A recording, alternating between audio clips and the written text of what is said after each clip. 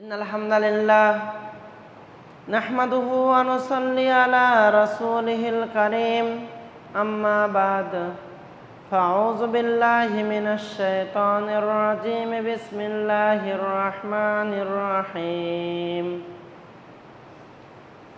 قل إن صلاتي ونسكي ومحياي ومماتي لله رب العالمين সম্মানিত আজকের জুমায় উপস্থিত মুসল্লিয়ান একরাম, প্রশংসা স্তব স্তুতি গুণগান গুণকীর্তন সে আল্লাহ সুবহানাহু ওয়া তাআলার নিমিত্তে যে মহান রব্বুল আলামিন এই পবিত্র জুমায় আমাদেরকে উপস্থিত করেছেন। আমরা সেই মহান স্রষ্টার শুকরিয়া জ্ঞাপনার্থে বলি আলহামদুলিল্লাহ। দরুদ ও সালাম বর্ষিত হোক সর্বশেষ নবী মুহাম্মদ রাসূলুল্লাহ সাল্লাল্লাহু আলাইহি ওয়াসাল্লামের উপরে। আমরা সকলেই বলি আল্লাহুম্মা সাল্লি আলাইহি আল্লাহুম্মা বারিক আলাইহি আল্লাহুম্মা আমিন। সম্মানিত উপস্থিতি, গত সপ্তাহে আমি আপনাদের সম্মুখে কোরবানির মাসাইল সম্পর্কে আলোচনা করেছিলাম। সর্বশেষ যে বিষয়ে আমি আলোচনা শেষ করেছিলাম সেটা হলো কোরবানির পশু দাঁততে হবে।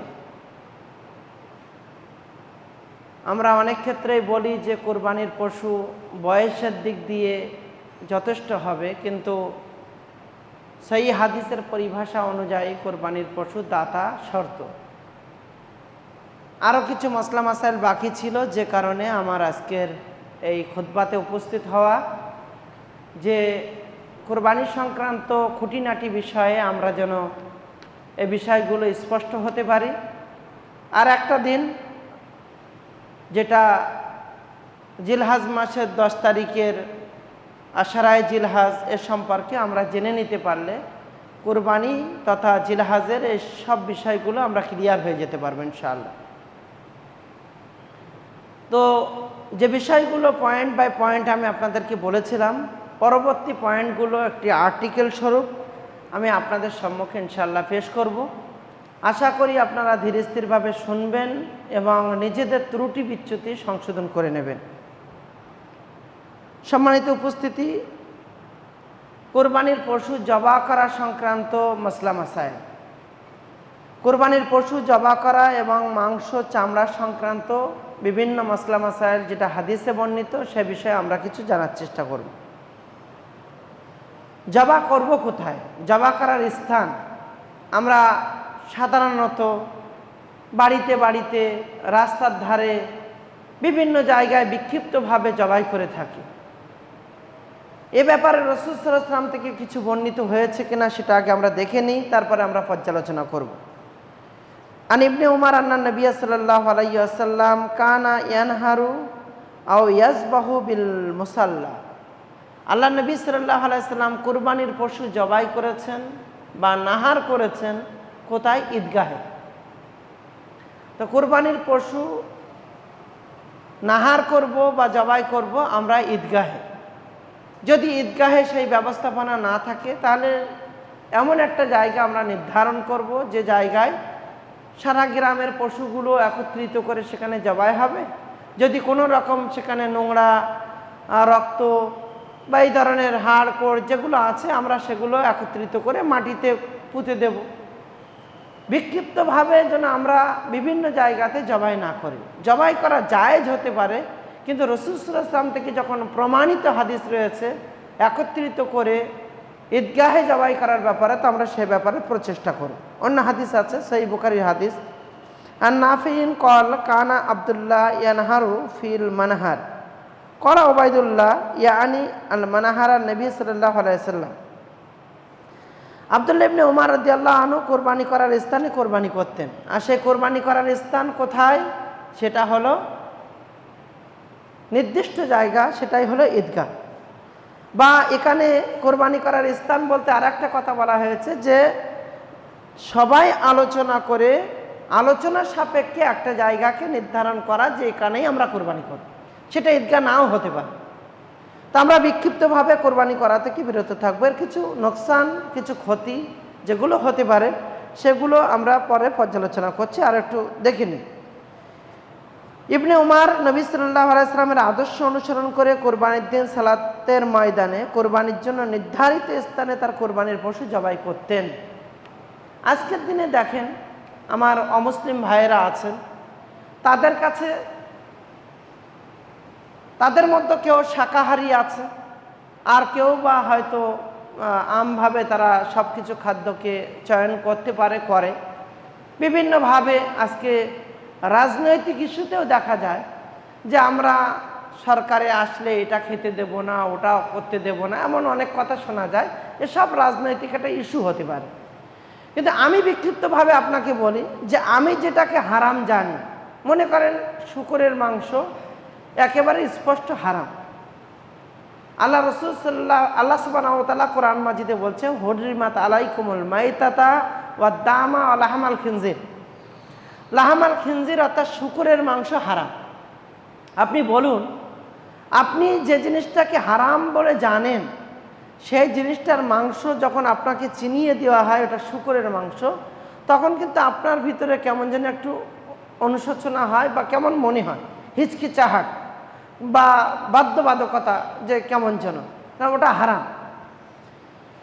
মনে রাখতে হবে, আমার কোনো বিধর্মী ভাই, অন্য সম্প্রদায়ের ভাই, সে যেটাকে খায় না, সে যেটাকে খেতে চায় না, তার কাছে সেটা আপত্তির হতে পারে।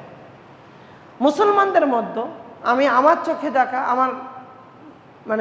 আমাদের প্রতিষ্ঠানে এমনও ছাত্রছাত্রী আছে, শিক্ষার্থী আছে যে মাংস দিলে সে সেই গন্ধ নিতে পারে না। মানে মাংস যেদিন দেওয়া হয়, যে কোনো মাংস দেওয়া হলে সে বোর্ডিংয়ে ভাত খেতে যায় না, সে কাউকে দিয়ে শুধু ভাত আনিয়ে নেয়, আর এদিকে ঝাল পেঁয়াজ দিয়ে বা অন্য কিছু দিয়ে সে ভাত খেয়ে নেয়। তাহলে ওই যে বাচ্চাটা, ওই বাচ্চাটার মাংস, কোনো রকম মাংস তার সহ্য হয় না।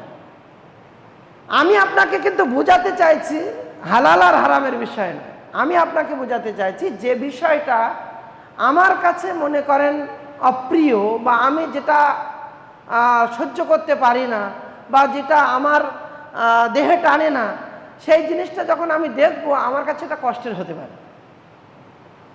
তো সেই জায়গায় দাঁড়িয়ে চলার পথটা সকলের জন্য, রাস্তা সকলের জন্য, সেই রাস্তা দিয়ে প্রত্যেকটা সম্প্রদায়ের মানুষ যাবে।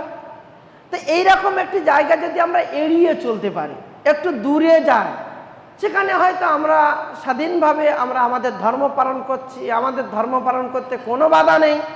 কিন্তু সেই জায়গায় যদি আমরা একটু বেঁচে চলি, তাহলে কিন্তু এখানে কিন্তু বাড়াবাড়ি করার কোনো জায়গা নেই। আমার বাড়াবাড়ি করার মধ্যে নেকি আছে এমনটাও নেই।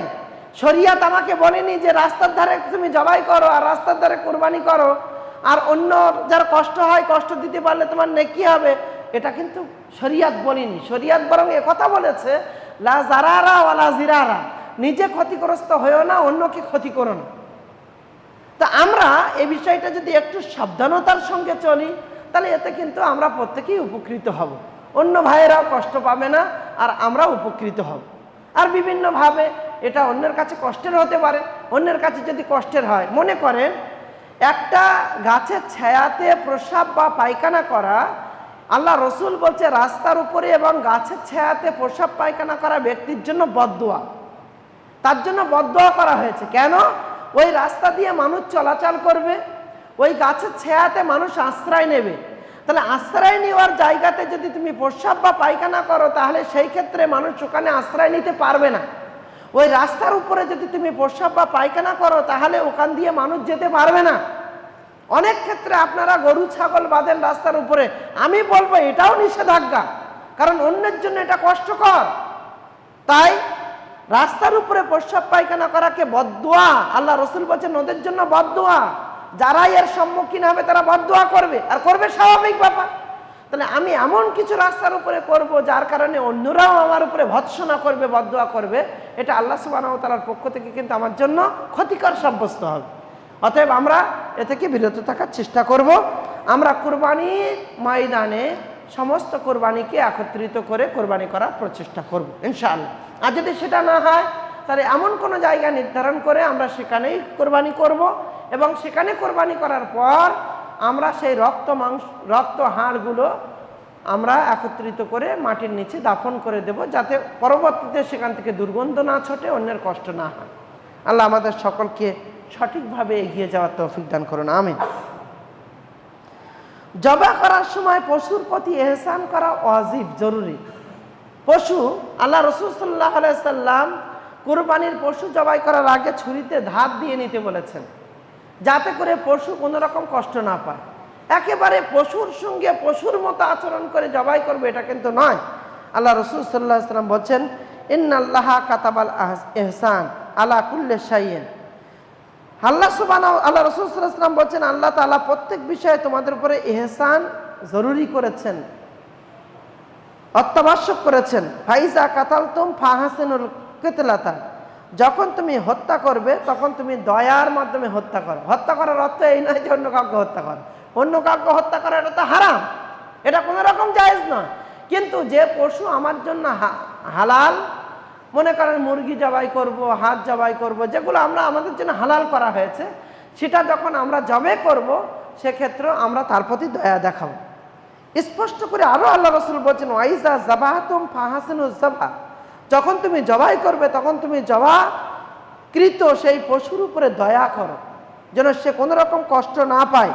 তার উপরে ছুরিটা ধার দিয়ে নেবে এবং সুন্দরভাবে তুমি তাকে ধরে সেটাকে জবাই করো। আল্লাহ সুবহানাহু ওয়া তাআলা এগুলো করার তৌফিক দান করুন, সঠিকভাবে যেন করতে পারি, কোনো পশু কষ্ট না পায় সে ব্যাপারে যেন আমরা সচেতন হতে পারি। ঈদের সালাতের পূর্বে জবাই করলে জবাই হবে না, ঈদের সালাতের পরে জবাই করতে হবে। আল্লাহ রাসূল সাল্লাল্লাহু আলাইহি সাল্লাম বলে দিয়েছেন, এ আমার সাহাবীরা, তোমরা ঈদের পরে জবাই করো। এই কথাটা একজন সাহাবী জানতেন না, জানেননি। তিনি কোরবানির ফজিলাত বুঝেছিলেন, কোরবানির ফজিলাত জেনেছিলেন, কোরবানির পশু ক্রয় করেছিলেন। কোরবানি একত্রিত করার পর তিনি 10ই জিলহজ কোরবানিটাও করলেন, কিন্তু করেছেন কখন? সালাত আদায় করার পূর্বে করেছেন। আল্লাহ নবী ঈদের সালাত আদায় করলেন। ঈদের সালাত আদায় করার পর সালাম ফিরে দেখলেন বাগানে কোরবানির মাংস কাটা হয়েছে। আল্লাহ নবী জিজ্ঞাসা করছেন, ওখানে কি হয়েছে? তো একজন দাঁড়িয়ে বলছে, আল্লাহ নবী, আমি কোরবানি করেছি। তার শুধু এতটুকু জানা ছিল না, কোরবানির ফজিলাত বুঝে কোরবানির পশু ক্রয় করলেন। কোরবানির ফজিলাত বুঝে কোরবানির পশুকে তিনি সুন্দরভাবে তার প্রতি ইহসান করলেন। কোরবানির ফজিলাত বুঝে 10ই জিলহজ পর্যন্ত পশুটা নিয়ে গেলেন। কিন্তু এতটুকু তার জানা ছিল না, কোরবানিটা পরে না আগে, সে আগে কোরবানি করে দেওয়ার জন্য আল্লাহ নবী বললেন যে তোমার ওটা কোরবানি হয়নি, ওটা সাধারণ মাংসে রূপান্তরিত হয়েছে। অন্যদিন যেমন তুমি মাংস জবাই করো সেই মাংস, ওটাকে যদি তুমি দান করো সাধারণ সাদাকা হবে, কিন্তু কুরবানি হবে না। তাহলে আমরা বুঝতে পারলাম কুরবানি নামাজের আগে হবে না, নামাজের পরে হবে। এ ব্যাপারে যদি হাদিস দেখি, আনাস ইবনে মালিক রাদিয়াল্লাহু আনহু قال, আনাস বিন মালিক রাদিয়াল্লাহু তাআলা আনহু থেকে বর্ণিত, তিনি বলেন, কলান নবী সাল্লাল্লাহু আলাইহি ওয়াসাল্লাম, আল্লাহ নবী সাল্লাল্লাহু আলাইহি ওয়াসাল্লাম বলছেন, মান যাবাহা ক্বাবলা সালাহ, যে ব্যক্তি নামাজের আগে জবাই করলো, ফা ইন্নামা যাবাহা লিনাফসি, সে তার নিজের খাওয়ার জন্য জবাই করলো। যে নামাজের আগে জবাই করলো সে তার নিজের খাওয়ার জন্য জবাই করলো। অমান যাবাহা বা'দা সালাহ, আর যে ব্যক্তি নামাজের পরে জবাই করলো, ফাকাত তাম্মা নুসুকু, সে তার কুরবানিকে পরিপূর্ণ করলো। ও আসাবা সুন্নাতাল মুসলিমিন, এবং মুসলমানদের সুন্নাত সে পরিপূর্ণ করলো। মুসলমানদের জন্য যেটা সুন্নাহ সেটাতে সে পৌঁছে গেল। সম্মানিত উপস্থিতি, এই হাদিস দ্বারা স্পষ্ট হয়ে গেলাম, বুঝে গেলাম যে কুরবানি নামাজের পরে করতে হবে, নামাজের আগে করলে হবে না।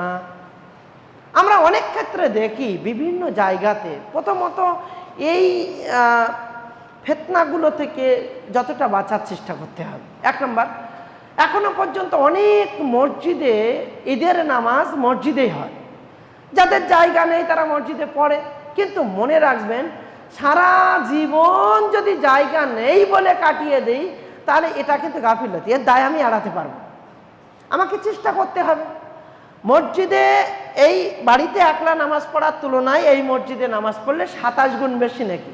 এই মসজিদে নামাজ পড়ার তুলনায় মসজিদে হারামে নামাজ পড়লে 1,00,000 গুণ বেশি নাকি, মসজিদে নববীতে নামাজ পড়লে 1,000 গুণ বেশি নাকি নামাজ, আমি জামাতের নাকি পাবো 1,000 গুণ বেশি, 1,00,000 গুণ বেশি।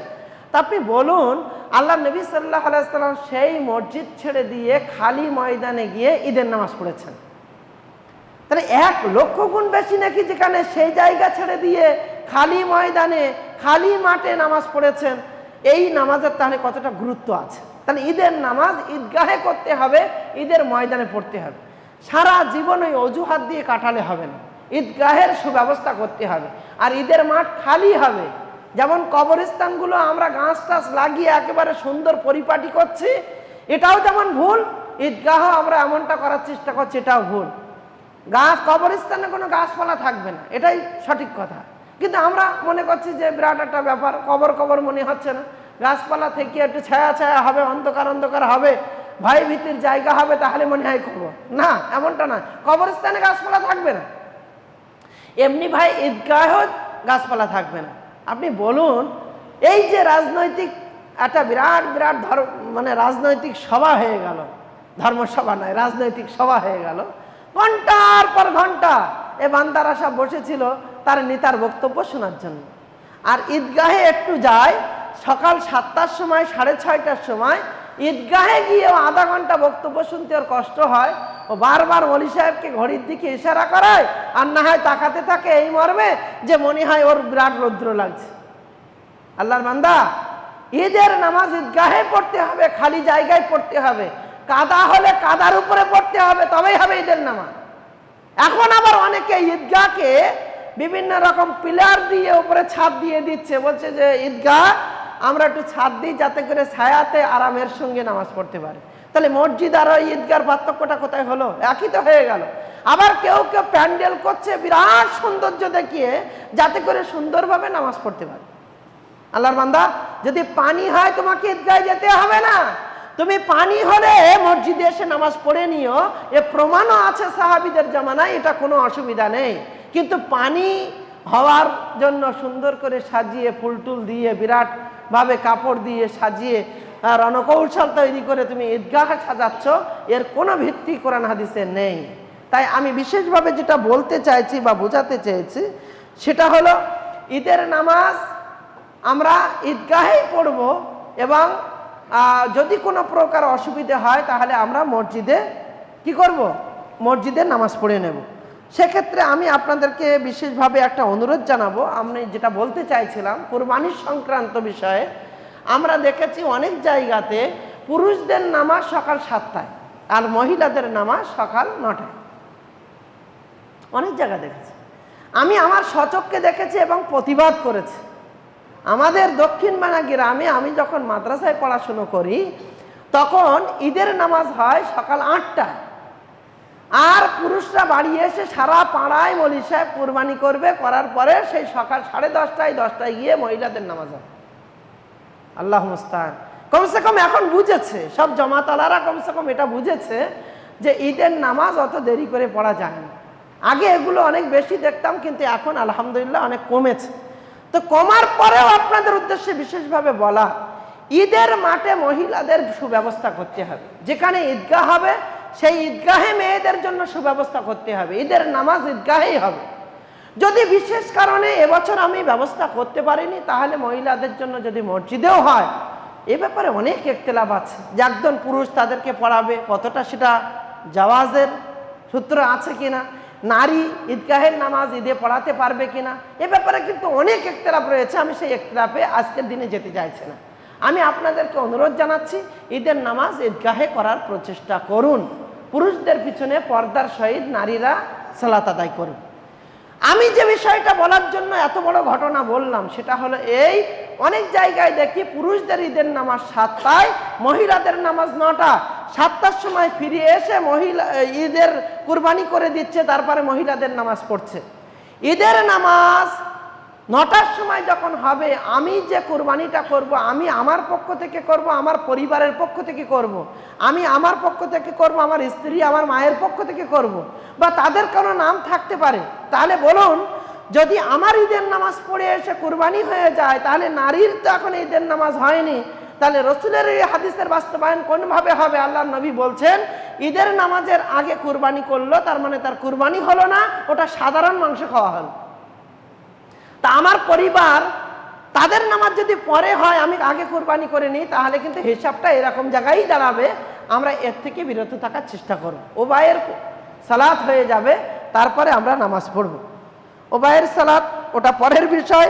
আমি আপনাদেরকে অনুরোধ করব যে ছেলে মেয়ে একসঙ্গে নামাজের ব্যবস্থা করার প্রচেষ্টা আপনারা করুন, বা সোশ্যাল মিডিয়াতেও যে সমস্ত ভাইয়েরা শুনছেন তাদেরকেও বলবো, উদ্বুদ্ধ করবে এই মর্মে যে ছেলে মেয়ে একসঙ্গে পর্দার সহিত ঈদের নামাজ পড়ার ব্যবস্থা করতে হবে।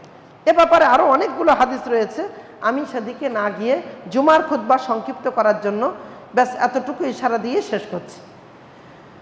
কুরবানি দাতা নিজ হাতে জবাই করতে পারে, নিজ হাতে জবাই করবে, আর অন্যের হাতেও করতে পারেন।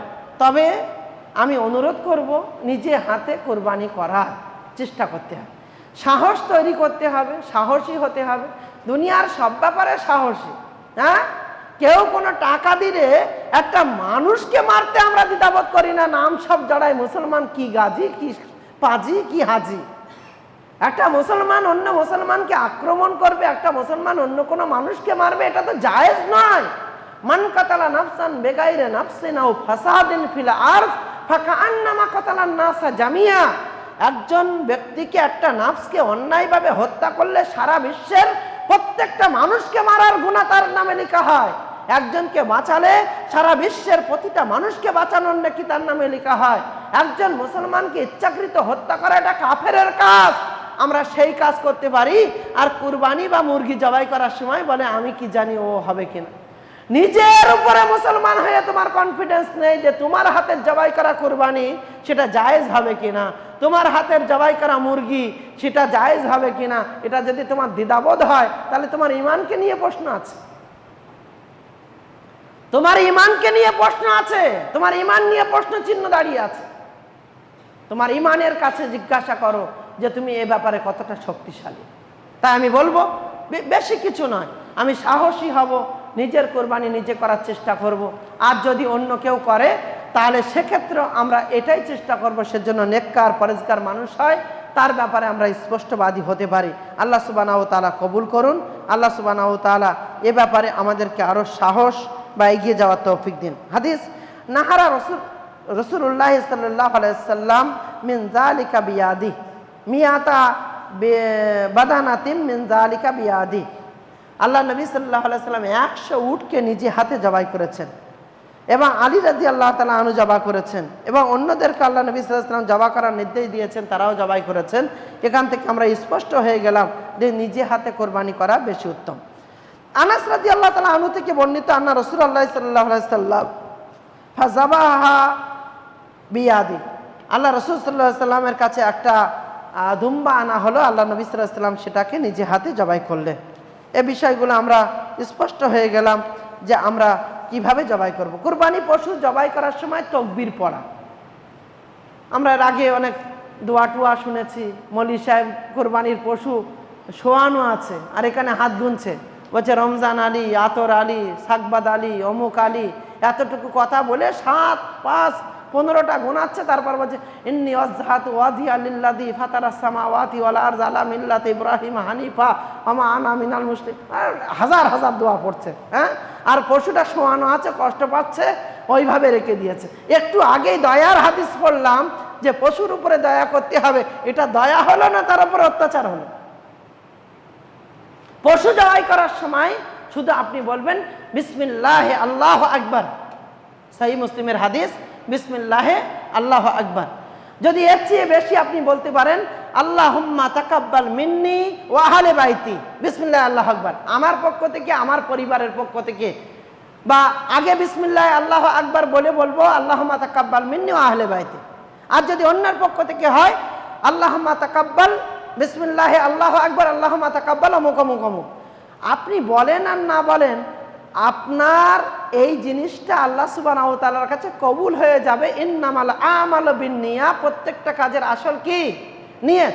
ইন্নাল্লাহা লা ইউযিউ আজরাল মুহসিনিন, আল্লাহ তাআলা কোনো নেকিকারীর নেকিকে বরবাদ করেন না।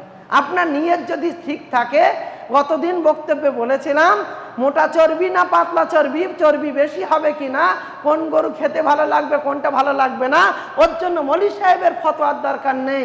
ওটা এখানে জিজ্ঞাসা করলে আপনার নিয়ত, আপনার নাফস আপনাকে বলে দেবে। তা আপনার নিয়ত যদি ক্লিয়ার থাকে তাহলে যথেষ্ট হয়ে যাবে, আপনার ওই নিয়তকে আল্লাহ সুবহানাহু ওয়া তাআলা কবুল করে নেবেন। বরং এই সমাজের মানুষ কোরবানি করতে গিয়ে কিছু ভুল করে, যেমন নাম বলছে আমার বাবার নামে কোরবানি করলাম, আমার মায়ের নামে কোরবানি করলাম, ওই আব্দুল্লাহর নামে কোরবানি করলাম, ওই আব্দুল হামিদের নামে কোরবানি করলাম। আচ্ছা, আল্লাহর নাম ব্যতীত অন্য কারোর নামে কোরবানি করলে সেই কোরবানির মাংস কি খাওয়া যাবে? যাবে? যাবে না। যদিও বা নিয়ত ঠিক আছে, কিন্তু মুখে বলতে গিয়ে ভুল করে। একমাত্র যার নামে কোরবানি হবে তিনি হলেন আল্লাহ সুবহানাহু ওয়া তাআলা।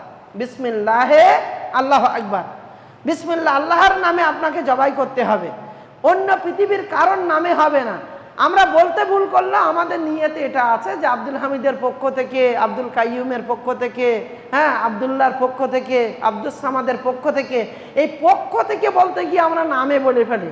এই নাম কিন্তু আল্লাহর নামে ছাড়া অন্য কারোর নামে কোরবানি হলে সেই মাংস কিন্তু আমাদের জন্য জায়েজ না। এর থেকে আমরা দূরে থাকার চেষ্টা করব। আল্লাহ সুবহানাহু ওয়া তাআলা আমাদেরকে হেফাজত করুন। আনাস আন নবী সাল্লাল্লাহু আলাইহি ওয়াসাল্লাম আন্নাহু ক্বালা ইয়াকুল, যখন জবাই করতেন তিনি বলতেন বিসমিল্লাহে আল্লাহু আকবার।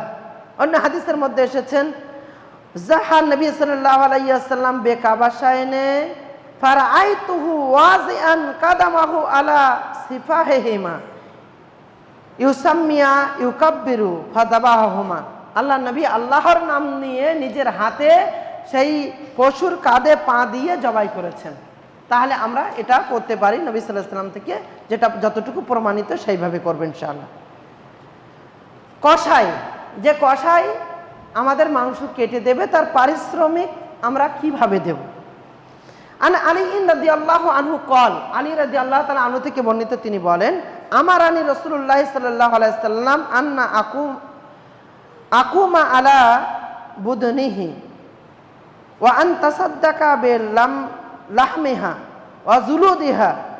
আলী রাদিয়াল্লাহু আনহু থেকে বর্ণিত, তিনি বলেন রাসূল সাল্লাল্লাহু আলাইহি ওয়াসাল্লাম আমাকে তার কুরবানির উটগুলো জবে করতে এবং এগুলোর মাংস, চামড়া, ঝুল দান খায়রাত করে দিতে নির্দেশ দিলেন এবং মাংস দিয়ে কসাইয়ের মজুরি দিতে নিষেধ করলেন। মাংস দিয়ে কসাইয়ের মজুরি দেওয়া যাবে না। আপনি যেটা জবাই করেছেন কসাই সেটা ছাড়িয়ে দেওয়ার জন্য, কুপিয়ে দেওয়ার জন্য তাকে হয়তো আপনি বলেছেন 1000 টাকা দেন, তো 1000 টাকা আপনি দিয়েছেন, সেটা পকেট থেকে দিতে হবে। এরপরে আপনি বাড়তি তাকে মনে করেছেন সে সত্যিই কোরবানি করেনি, অপারক মানুষ, তাহলে আপনার কোরবানি থেকে আপনি 5 কিলো মাংস তাকে দিয়ে দিয়েছেন, আলহামদুলিল্লাহ, কোনো ব্যাপার নেই। কিন্তু সে ছাড়িয়ে দিয়েছে বলে আপনি 5 কিলো মাংস দিয়ে তাকে বিদায় দিয়ে দিয়েছেন, তো এই মাংস থেকে, চামড়া থেকে কিছুই তাকে দেওয়া যাবে না। আর এটা মজুরি হিসাবে পেশ করা যাবে না যে কোরবানির মাংস থেকে 5 কিলো দিয়ে দিলাম, এর বদলে তুমি আমার চামড়া ছাড়িয়ে দাও, এটা জায়েজ নয়। আমি আলাদা করে মজুরি দেব এবং সে যদি যোগ্য হয়, গরিব হয়, তাহলে তাকে আলাদাভাবে অন্যান্য গরিবদেরকে যেমন মাংস দিচ্ছি তাকেও আমি মাংস দেব, তাহলে কোনো অসুবিধা নেই। কিন্তু শুধুমাত্র মাংস বা চামড়া দিয়ে তার বিনিময়ে আমি যদি তার কাছ থেকে কাজ করিয়ে নিই তাহলে এটা জায়েজ নয়। কুরবানির মাংস বন্টন করার ব্যাপারে হাদিস সালাম ইবনে আকওয়া থেকে বর্ণিত, তিনি বলেন নবী সাল্লাল্লাহু আলাইহি ওয়াসাল্লাম বলেছেন তোমাদের মধ্যে যে ব্যক্তি কুরবানি করেছে সেজন্য তার ৩য় দিনে এমত অবস্থায় সকাল অতিবাহিত না করে যে তার ঘরে কুরবানির মাংস এখনো কিছুই রয়ে গিয়েছে।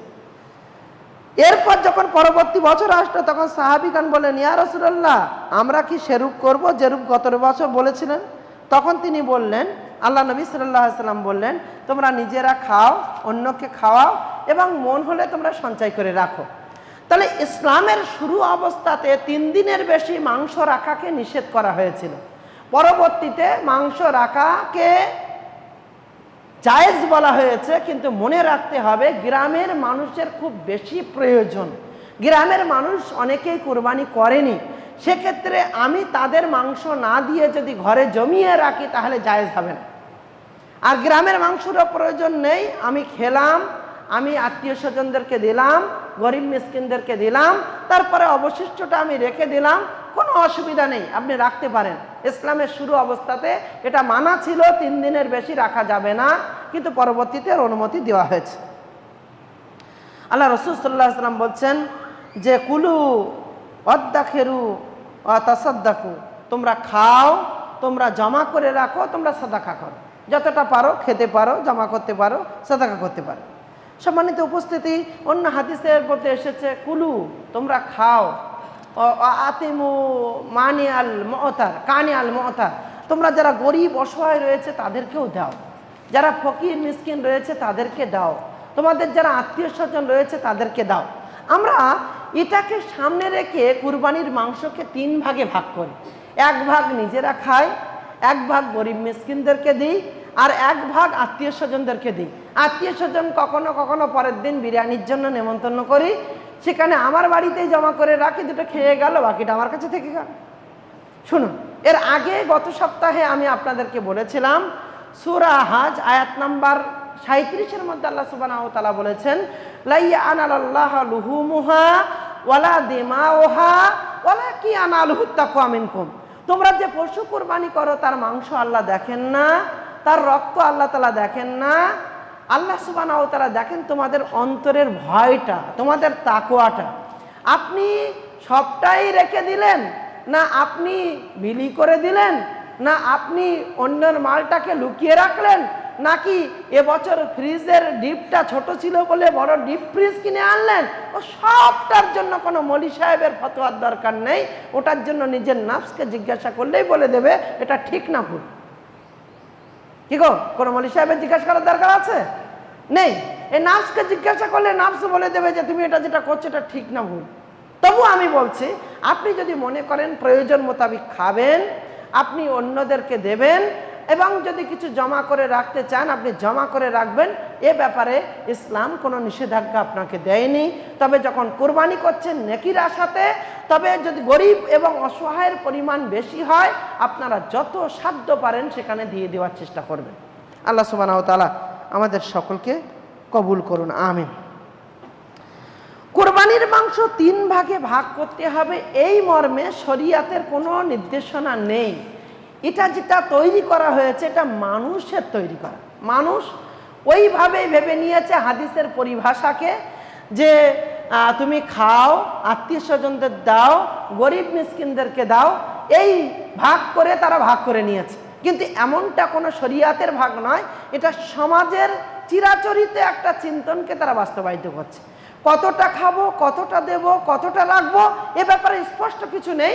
তবে যখন আমি নেকির আশায় করছি, আমি বেশি থেকে বেশি দেওয়ার চেষ্টা করব ইনশাআল্লাহ। আল্লাহ সুবহানাহু ওয়া তাআলা আমাদেরকে সকলকে কবুল করুন, আমিন।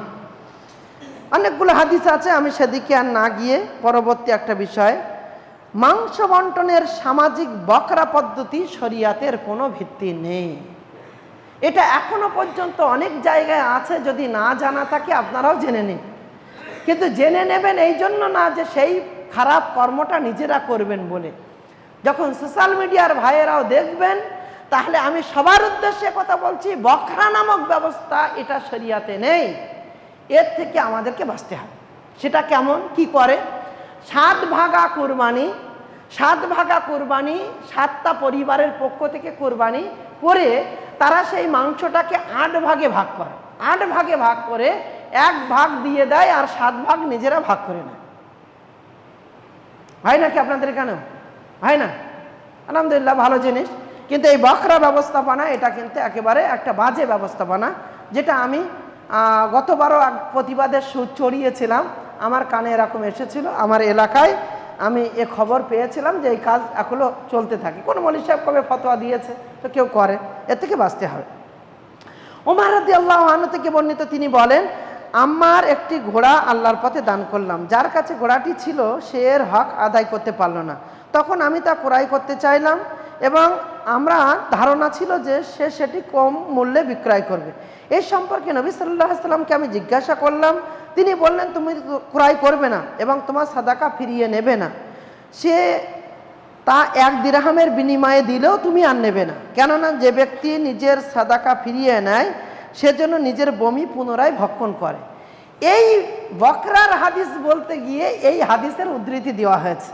ইবনে আব্বাস রাদিয়াল্লাহু তাআলা আনহু থেকে বর্ণিত, তিনি বলেন নবী সাল্লাল্লাহু আলাইহি সাল্লাম বলেছেন, যে তার দান ফেরত নেয় সে ওই কুকুরের ন্যায় যে বমি করে এরপর পুনরায় সেটা খায়। তা আমরা বকরা দিচ্ছি এই মর্মে যে আমরা বেশি বেশি সাদাকা করব। সেখানে যদি সবটাই আমরা ভাগযোগ করে খেয়ে নিই, তাহলে কুরবানির সঙ্গে এর পার্থক্যটা কি থাকলো? কুরবানির উদ্দেশ্যটা কোথায় পূর্ণ হলো? ইব্রাহিমের সেই কুরবানি তো আমাদের কুরবানি নয়, ইব্রাহিমের সেই সন্তানের কুরবানির পরীক্ষা তো আমাদেরকে দিতে হয়নি। তাহলে পশু কুরবানির ক্ষেত্রে যেন পূর্ণ সাদাকাটাই নিজে খেয়ে ফেলবো, এটা যেন না হয়। আল্লাহ সুবহানাহু ওয়া তাআলা এসব থেকে আমাদের হেফাজত করুন, আমিন। একেবারে শেষের দিকে এসে আমাদের সমাজে এমন কিছু হাদিস বলা হয় যে হাদিসগুলো সহিহ নয়। এইগুলো থেকে আমরা বিশ্বাস করব না, এর থেকে আমরা বিরত থাকব। তোমরা তোমাদের কোরবানির পশুকে সম্মান বা যত্ন করো, কেননা এটি পুলসিরাতের উপর তোমাদের বাহন হবে। এটা অনেকেই কিন্তু বলে থাকে। এই হাদিস নয়, এটা মানুষের রচিত কথা। আর হাদিসের পাতায় বর্ণিত হয়েছে, এটা হলো মানে ইহুদিদের দ্বারা এবং ফাতেমিদের দ্বারা, শিয়াদের দ্বারা এটা রচিত হয়েছে। আল্লাহ নবী সাল্লাল্লাহু আলাইহি সাল্লাম থেকে সহিহ সূত্রে বর্ণিত নয়। দ্বিতীয়ত, তোমরা তোমাদের এই যা বলছি এগুলো থেকে বিরত থাকবেন। তোমরা তোমাদের কোরবানির পশুকে সম্মান করো, কেননা এটি পুলসিরাতের উপর তোমাদের বহন করবে। একই হাদিস আবু হুরায়রা থেকে বর্ণিত, নবী সাল্লাল্লাহু আলাইহি সাল্লাম বলেন, আল্লাহর দরুদ এবং সালাম বর্ষিত হোক, যিনি বলেছেন, যদি তোমাদের কেউ কুরবানি করে তাহলে সে যেন তার কুরবানির মাংস অবশ্যই খায়। যদি না খায় তাহলে তার সেই কুরবানির মাংস আল্লাহ সুবহানাহু ওয়া তাআলার কাছে কবুল হবে না। এ হাদিস সহিহ নয়। যেমন আপনারা আকিকার ক্ষেত্রে করেন কি, আমরা দেখেছি, এটাও একটা বদ আকিদা, সেটা দূর করে নেন যে আকিকা যার নামে হবে সেই গোশত তার খাওয়া যাবে না বা বাপ মার খাওয়া যাবে না। যে জায়গায় যত বদ আকিদা আছে সেই জায়গায় সেই কাজটা আরো বেশি করে করতে হবে। যেখানে মনে হচ্ছে যেটা খাওয়া যাবে না বলেছে সেটা আরো বেশি করে খেতে হবে, এই জন্য যাতে করে অন্যদের আকিদা পরিষ্কার হয়ে যায়, এর মাধ্যমে অন্যদেরকে শিক্ষা দিতে হবে। ইবনে আব্বাস রাদিয়াল্লাহু তাআলা আনহু থেকে বর্ণিত, তিনি বলেন, আল্লাহ রাসূল সাল্লাল্লাহু আলাইহি ওয়াসাল্লাম বলেছেন, আমাকে কুরবানি 2 রাকাত সালাত এবং বিতরের সালাত আদায় করার নির্দেশ দেওয়া হয়েছিল, কিন্তু তা ফরজ করা হয়নি, আর কুরবানিকে আমার উপরে ফরজ করা হয়েছে। হাদিস সহিহ নয়। নবী সাল্লাল্লাহু আলাইহি ওয়াসাল্লাম রাতের বেলায় কুরবানিকে নিষেধ করেছেন। হাদিস সহিহ নয়। কুরবানির পশুগুলোর মধ্যে সবচেয়ে ভালো হলো সবচেয়ে দামি। যে কুরবানির পশু যত দামি আর যে পশু যত মোটা, তার কুরবানি আল্লাহর কাছে তত বেশি কবুল হবে। এই হাদিস সহিহ নয়, এর থেকে বিরত থাকতে হবে।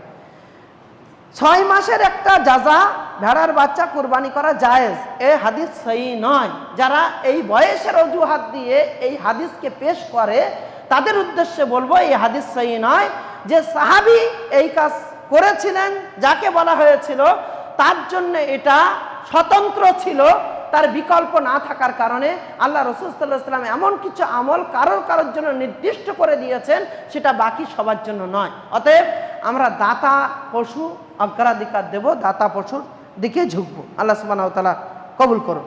কুরবানির পশুর প্রতিটি অঙ্গের বিনিময়ে আল্লাহ কুরবানি দাতার একটি একটি অঙ্গ কিয়ামতের দিন মুক্ত করবেন জাহান্নামের আগুন থেকে। হাদিস সহিহ নয়। ইবনে আব্বাস থেকে বর্ণিত, তিনি বলেন, রাসূল সাল্লাল্লাহু আলাইহি ওয়াসাল্লাম বলেছেন, কুরবানি আমার উপর ফরজ আর তোমাদের উপরে সুন্নাত, সুন্নাত আবিকুম ইব্রাহিম। এই হাদিস সহিহ নয়। ইবনে আব্বাস রাদিয়াল্লাহু তাআলা আনহু থেকে বর্ণিত, তিনি বলেন, আল্লাহ রাসূল সাল্লাল্লাহু আলাইহি ওয়াসাল্লাম বলেছেন, ঈদের দিন কুরবানির জন্য অর্থ ব্যয় করার চেয়ে আল্লাহর কাছে তার কিছু ব্যয় করা, অন্য খাতে ব্যয় করা, এটা বেশি উত্তম। আল্লাহর বান্দারা, এটাকে কেন্দ্র করে আজকে আমরা দেখছি অনেকেই শুধু কুরবানি না, আমভাবে হজের মতো ইবাদতের ক্ষেত্রেও প্রশ্ন চিহ্ন তুলে অজ্ঞ মূর্খরা এই ফতোয়া দিচ্ছে। কিছুদিন আগে, গত বছরও দেখেছি, আল্লাহ কল্যাণ করুন, ফিলিস্তিনের বুকে গাজায় যে ধ্বংসলীলা চলেছে তার জন্য আমরা দুঃখিত, ব্যথিত। কিছু না পারলেও আল্লাহ সুবহানাহু ওয়া তাআলার কাছে তাদের জন্য দোয়া করি। কিন্তু আমরা অনেকেই ফতোয়া মেরেছি, ফতোয়া দিয়েছি যে কুরবানি করার দরকার নেই, কুরবানির ওই টাকাটা ওদের দিয়ে দাও, এটা তার চেয়ে বেশি উত্তম। কুরবানি একটা স্বতন্ত্র ইবাদত, সেই দান করাটা একটা স্বতন্ত্র আলাদা নেকির জায়গা। তাহলে আমি একটাকে বাদ দিয়ে আরেকটা করবো, একটা ইবাদতকে তুলে দেব। এখন অনেকে বলছে এই আছে সেই আছে, উমরা বা হজ না করে সেই টাকাটা অমুক জায়গায় দাও। কেন? এটা এই ইবাদত আর ওটা এই ইবাদত, এই দুটোকে এক জায়গায় করতে কে বলেছে তোমাকে? এই অজ্ঞতাপূর্ণ ফতোয়া যেন আমরা না দিই। একেবারে শেষের দিকে এসে আমি আপনাদের উদ্দেশ্যে বিশেষভাবে বলবো যে কুরবানির প্রত্যেকটা পশুর তোমরা মোটা তাজা কুরবানি করো, বেশি পশমওয়ালা পশু কুরবানি করো, কারণ তার প্রত্যেকটি পশমে নেকি তোমাদের নামে লেখা হয়। যত মোটা তাজা হবে, যত বেশি পশম হবে, তার নেকি তোমরা তত বেশি পাবে। এই হাদিস নয়, মেড ইন চায়না। এর থেকে আমাদেরকে বাঁচতে হবে। জায়েদ বিন আরকাম থেকে বর্ণিত, তিনি বলেন রাসূল সাল্লাল্লাহু আলাইহি সাল্লাম সাহাবীগণ বলেছেন, ইয়া রাসূলুল্লাহ, এই কুরবানি কি? তিনি বললেন, তোমাদের পিতা ইব্রাহিমের সুন্নাহ। সেই ওই একই হাদিস যেটা আমি একটু আগে বললাম। তাবেঈ হানাস রাহিমাহুল্লাহ সূত্রে বর্ণিত, তিনি বলেন, আমি আলী রাদিয়াল্লাহু তাআলা আনহুকে দুটি দুম্বা কুরবানি করতে দেখে জিজ্ঞাসা করলাম, ব্যাপারটা কি, দুটি কেন করলেন? তিনি বললেন, রাসূল সাল্লাল্লাহু আলাইহি সাল্লাম আমাকে ওসিয়াত করেছেন আমি যেন তার পক্ষ থেকে কুরবানি করি, আর তাই তার পক্ষ থেকে কুরবানি করেছি, আর একটা আমার পক্ষ থেকে করেছি। তো মৃতদের নামে কোরবানি করার ব্যাপারে অনেক ইখতিলাফ রয়েছে, যেটা আমি গত সপ্তাহেই বলেছি, সেটা আমি আর রিপিট করতে চাই না। বাস আমি আপনাদের উদ্দেশ্যে বিশেষভাবে যেটা বলতে চাই, কোরবানির যে মাসলা মাসাইলগুলো আমরা শুনলাম গত সপ্তাহে এবং এ সপ্তাহে, পুরোটাই আমরা এক জায়গায় করে আমরা খুব সুন্দরভাবে নিজের জীবনে সেটাকে সাজিয়ে নেব, যাতে করে আমাদের ভুলটা না হয়। কোরবানি যেন আল্লাহ সুবহানাহু ওয়া তাআলার সন্তুষ্টির উদ্দেশ্যে হয়। ছোট কোরবানি হোক, কিন্তু আল্লাহর সন্তুষ্টির উদ্দেশ্যে যেন আমরা কাজটা করতে পারি, এবং সেই কাজটা যেন রাসূল সাল্লাল্লাহু আলাইহি ওয়াসাল্লামের আদর্শে আদর্শিত করে, রাসূল সাল্লাল্লাহু আলাইহি ওয়াসাল্লামের আদর্শে আদর্শিত হয়ে রাসূল সাল্লাল্লাহু আলাইহি ওয়াসাল্লাম যেভাবে করেছেন আমরা সেইভাবে সেই কাজটা পরিপূর্ণ করতে পারি। আল্লাহ সুবহানাহু ওয়া তাআলা আমাদের প্রত্যেককে সেই তৌফিক দান করুন, আমিন। আল্লাহ তুমি আমাদের প্রত্যেকের কুরবানিকে কবুল করো, আমিন। যাদের সাধ্য নেই আল্লাহ তুমি তাদেরকে কুরবানির পশু ক্রয় করার মতো তৌফিক দান করো, আমিন। তুমি তাদেরকে সেই সক্ষমতা দান করো, আমিন। যারা গরিব আছে আল্লাহ তুমি সেই গরিব ভাইদেরকেও এই কোরবানির মতো ইবাদতে তারাও যেন অংশগ্রহণ করতে পারে, আল্লাহ সেই তৌফিক তুমি দান করো, আমিন। আল্লাহ তুমি আমাদের প্রত্যেকের আমলকে কবুল করো, আমাদের ভুল ত্রুটিকে আল্লাহ তুমি ক্ষমা করো। আল্লাহ আমাদের ইমানের হালাতে দুনিয়াতে আল্লাহ তুমি বাঁচিয়ে রাখো, আমিন। সমস্ত ফিতনা থেকে আল্লাহ তুমি আমাদেরকে হেফাজত করো, আমিন। আল্লাহ সামনের কোনো বড় মুসিবত থেকে আল্লাহ তুমি আমাদেরকে হেফাজতে রাখো, আমিন। এই জমিনে আমরা যেন ইমানের হালাতে বেঁচে থাকতে পারি, এই জমিনে ইমান নিয়ে মরতে পারি, এই জমিন থেকে যেন হাসরের ময়দানে উপস্থিত হতে পারি, আল্লাহ তৌফিক দান করো, আমিন। আমরা যেন আমাদের আমলের ব্যাপারে পূর্ণ স্বাধীনতার সহিত আমল করতে পারি, আল্লাহ তৌফিক দান করো, আমিন। আল্লাহ কোনো জালেম, কোনো ষড়যন্ত্রকারী, তাদের ষড়যন্ত্র থেকে আল্লাহ তুমি আমাদের সকলকে হেফাজত দান করো, আমিন।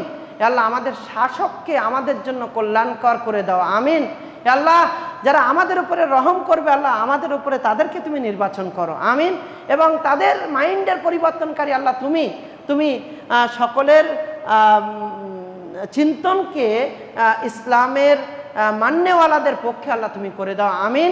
আমরা যেন সুন্দরভাবে দিন ইসলামের সঠিক বাস্তবায়ন করে যেতে পারি এবং সকলের কাছে সেটা আদর্শ রূপে রেখে যেতে পারি, আল্লাহ তৌফিক দান করো, আমিন। ইসলামের যে ভুল পথগুলোকে নিয়ে প্রশ্নচিহ্ন ওঠে আল্লাহ, সেই সমস্ত জয়ীব জাল হাদিস থেকে আল্লাহ তুমি আমাদেরকে মুক্ত করো, আমিন।